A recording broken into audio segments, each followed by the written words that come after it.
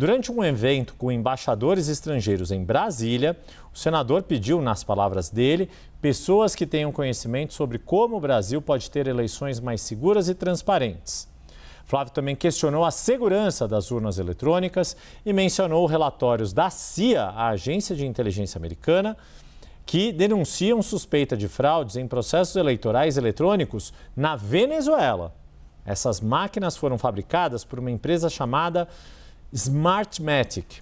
Flávio afirmou que esta empresa, Smartmatic, também fabricou urnas eletrônicas para serem usadas no Brasil. Esta afirmação já é negada pelo Tribunal Superior Eleitoral, TSE. A Corte voltou a publicar uma nota de 2022, na qual afirma que todo o projeto da urna eletrônica brasileira e do sistema eletrônico de votação foi concebido e é gerido inteiramente pela Justiça Eleitoral do Brasil. Diante da repercussão desta fala, que a ênfase em 2022 remete muito ao que aconteceu quando o pai de Flávio, Jair Bolsonaro, era presidente da República e fez aquela reunião com embaixadores em que questionou a sua forma e a sua maneira o sistema eleitoral, e aquela reunião levou à inelegibilidade de Jair Bolsonaro. Pois bem, a pré-campanha de Flávio Bolsonaro divulgou uma nota hoje, na qual diz que o senador não questionou a integridade do sistema de votação no Brasil. O texto divulgado pela pré-campanha, e você já vê aí na sua tela, na íntegra, para quem quiser ler, e está disponível no site da CNN Brasil, o que diz esse texto de forma aqui mais sintetizada? O texto afirma que o filho do ex-presidente citou fatos públicos divulgados pela imprensa ao falar da inelegibilidade do pai e do relatório da CIA sobre as fraudes das eleições venezuelanas. A equipe do senador reafirmou a confiança no sistema eleitoral brasileiro e disse que a observação internacional deve ser estimulada para aperfeiçoar o processo das eleições no país, o que representaria uma ampliação da transparência e da integridade. Você está vendo aí que é uma nota, não é muito longa, a nota é assinada pelo próprio pré-candidato, Flávio Bolsonaro, pelo senador Rogério Marinho, que é o coordenador geral da pré-campanha, e pela advogada e coordenadora jurídica da pré-campanha, Maria Cláudia Buchianeri. Ela própria foi ministra do Tribunal Superior Eleitoral. E aí, só para trazer mais algum trecho ali deste texto, a alegação aqui da campanha é de que a fala de Flávio Bolsonaro foi brevíssima nos pontos aqui arrolados. E ele afirma, o que a nota diz é que ele afirmou expressamente que não estava questionando o sistema de votação brasileiro. E aí a equipe de pré-campanha reafirma a integral confiança no sistema eleitoral e a crença irrestrita de que as missões de observação internacional levam a este aprimoramento do sistema e da confiança pública nas eleições. Bom, como esperado ou imaginado, a fala de Flávio Bolsonaro, ao tratar da segurança e da questão das urnas eletrônicas, traz repercussões e lá na cúpula da Justiça do Brasil. Se eu estou falando de Poder Judiciário, tenho que falar com o Matheus Teixeira e é ele quem tem esta apuração e nos traz como foi a repercussão entre ministros, tanto do STF, do Supremo Tribunal Federal, quanto do Tribunal Superior Eleitoral, a respeito desta declaração do pré-candidato do PL, Matheus. Boa tarde, Yuri. Boa tarde a todo mundo que nos assiste. Repercutiu, sim, entre os ministros ali nos bastidores dos tribunais superiores aqui de Brasília a fala do senador Flávio Bolsonaro, em que ele cita ali a Smartmatic, que é uma empresa que de fato prestou serviço para o TSE e tenta fazer ali, ou chega a fazer um paralelo ali, lembrando que essa empresa na Venezuela cometeu erros e que ela também presta serviços no Brasil. Os ministros entenderam que o senador deu um passo além do que ele vinha falando, uma vez que o senador não vinha abordando esse tema durante sua eleição. Isso, inclusive, fazia parte ali de uma espécie de acordo informal nos bastidores de que a campanha de Flávio Bolsonaro não entraria no tema das urnas eletrônicas, tema este que foi muito explorado pelo ex-presidente Jair Bolsonaro.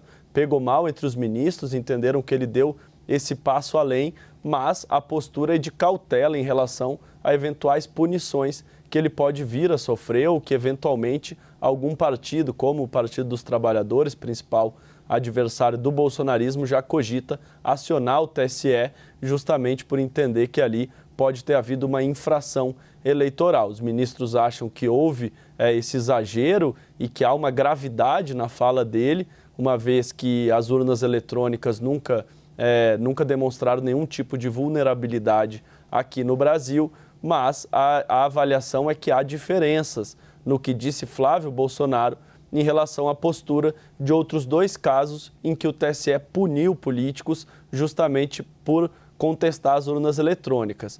O primeiro foi Fernando Francischini, que era deputado estadual pelo Paraná, havia sido eleito, inclusive, o mais votado nas eleições de 2018. No dia da eleição, ele fez uma live, uma transmissão nas redes sociais, em que ele dizia que 2 urnas, 2 aparelhos em que os eleitores inserem os seus votos, não estavam permitindo o voto no ex-presidente Jair Bolsonaro, naquela época, o candidato que acabou sendo eleito no segundo turno das eleições de 2018. Ele fez essa transmissão ao vivo nas redes sociais, em que dava a entender que a urna eletrônica induzia o voto no então candidato Fernando Haddad e proibia o voto em Jair Bolsonaro. Anos depois, salvo engano, 2019 ou 2020, o TSE analisou a conduta de Fernando Francischini e cassou o mandato dele justamente pela contestação sem provas das urnas eletrônicas. Aquele julgamento foi considerado um marco da justiça eleitoral e ali foi inaugurada uma nova jurisprudência que determinava quem contestar sem provas as urnas pode perder o mandato. Ele perdeu o mandato e anos depois o que a gente viu? Jair Bolsonaro também foi declarado inelegível por uma situação similar. O ex-presidente convocou embaixadores de todo o mundo para uma reunião no Palácio da Alvorada e também pôs em xeque a lisura das urnas eletrônicas. Depois de sair do mandato, o TSE julgou uma AIJO, uma ação do PDT, e declarou inelegível Jair Bolsonaro também por isso, antes mesmo da condenação no Supremo Tribunal Federal. A avaliação ali nos bastidores do TSE do Supremo é que a afirmação de Flávio Bolsonaro é grave, mas que a situação é diferente das outras 2. Por exemplo, Francischini chegou a afirmar que as urnas induziam um voto contrário a Jair Bolsonaro. Bolsonaro, por sua vez, ali aos embaixadores, também afirmou claramente, e ele mesmo, durante o mandato, havia afirmado que tinha vencido as eleições de 2018 no primeiro turno, que não aconteceu. Ele venceu, na verdade, no segundo turno. Flávio Bolsonaro, portanto, fez uma declaração grave, mas a postura ali é de cautela e de diferenciações ali entre as 3 situações. Primeiro, também, devido à ostensividade. Jair Bolsonaro repetia muito a questão das urnas. Flávio Bolsonaro foi a primeira vez que falou. É grave, mas a gravidade e o princípio da proporcionalidade, que é um princípio muito presente no direito, tem que ser levado em consideração nessa situação, segundo os ministros ali, a apuração minha e do também analista aqui da CNN, Theo Cury, que a gente conversou com algumas pessoas do TSE, do Supremo, sob reserva, para entender como tinha chegado essa declaração de Flávio Bolsonaro nos tribunais, e o resumo é esse. Todo mundo ali que a gente conseguiu conversar, inclusive também da própria Procuradoria-Geral Eleitoral, né, o Ministério Público perante o TSE, que é quem também pode fazer alguma representação contra Flávio Bolsonaro, é que sim, tem um grau de gravidade aí essa afirmação dele, mas diferente dessas outras 2 situações.